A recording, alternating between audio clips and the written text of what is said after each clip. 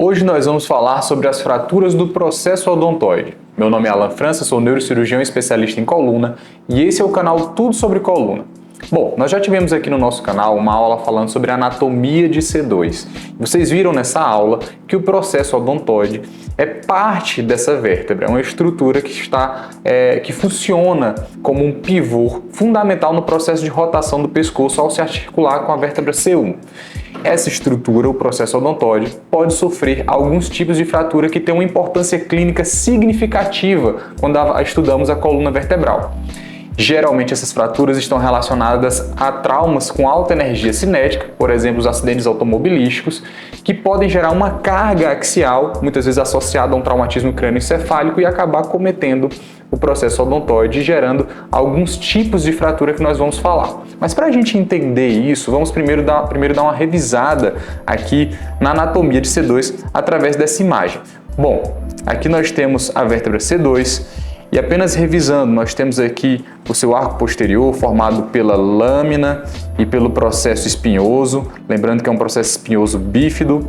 Temos aqui o processo transverso dos dois lados, onde por ele vai passar aqui a artéria vertebral pelo forame transversário.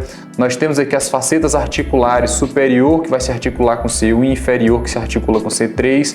Na sua porção anterior temos um corpo vertebral e acima desse corpo vertebral o processo odontoide, que é exatamente o nosso alvo aqui, o nosso assunto desta aula. Vamos falar sobre as fraturas que podem acometê-lo. Mas deixem também em destaque aqui 3 ligamentos, que são o ligamento apical e os ligamentos alares, pois eles têm uma importância quando falamos aqui das fraturas do processo odontoide. Para a gente falar sobre os tipos de fratura, a gente vai utilizar a classificação de Anderson e de Alonso, que é uma classificação muito conhecida dentro da cirurgia de coluna, dentro da traumatologia, e ela divide as fraturas do processo odontoide em 3 tipos, sendo o tipo 1 a fratura que acomete apenas o ápice do processo odontoide. É como se fosse uma avulsão óssea do ápice do processo odontoide. Vocês podem ver aqui nessa imagem, onde nós temos aqui exatamente esse tipo de fratura, uma avulsão do processo odontoide. Temos também as fraturas do tipo 2, que são aquelas fraturas que acometem a base do processo odontoide. E vamos ter também as fraturas do tipo 3, que são as fraturas que, além de acometer o processo odontoide, acabam também acometendo aqui o corpo vertebral de C2.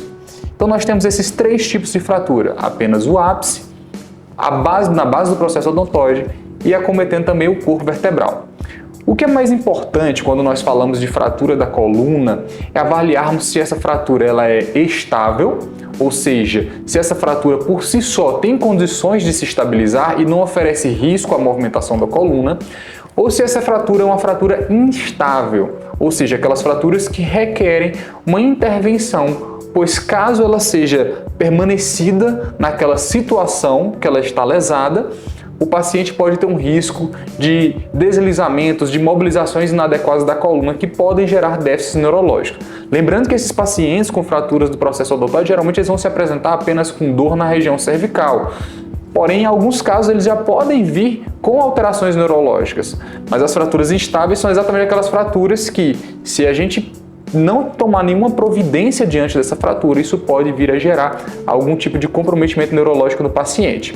E quando nós falamos aqui de estabilidade ou de instabilidade nessa classificação de Anderson e de Alonso, o que nós temos de informação é que as fraturas do tipo 1 e do tipo 3 são fraturas estáveis. Por que isso acontece? Lembrem, a fratura do tipo 1 nós temos apenas uma avulsão do ápice da porção superior do processo odontoide, mas a estrutura do processo odontoide, em sua boa parte, ela está permanecida. Inclusive a sua função de rotação do pescoço, ela consegue permanecer funcionante ali. A gente consegue manter o movimento de rotação sem grandes riscos. Então, nesse caso, o que está acontecendo ali na realidade é apenas uma lesão óssea, de tal forma que os ligamentos alares e apicais fizeram uma avulsão desse ápice ósseo, mas se a gente estabilizar essa coluna apenas com colar cervical por um período de 60 a 90 dias, essa estrutura óssea ela vai voltar a consolidar e a gente tem ali uma fratura que não vai precisar de uma intervenção cirúrgica. A fratura do tipo 3, que eu também falei que ela é estável, o princípio é o mesmo. Nós temos, nesse caso, uma fratura acometendo a base do processo odontoide, mas seguindo em direção ao corpo vertebral, pegando parte do corpo vertebral. Então essa fratura ela tem uma capacidade de consolidação também, uma vez que ela pega o corpo vertebral, que é uma estrutura mais maciça, nós temos mais estrutura óssea nessa região. Então apenas a imobilização com o colar cervical é o suficiente para tratar esse paciente. Já as fraturas do tipo 2, que são aquelas fraturas, como vocês viram aqui nessa imagem, né, que eu estou mostrando mais uma vez, pegando aqui a base do processo odontoide sem direção ao corpo vertebral, são fraturas que comprometem diretamente a funcionalidade dessa estrutura, né, desse pivô, que é o processo odontoide.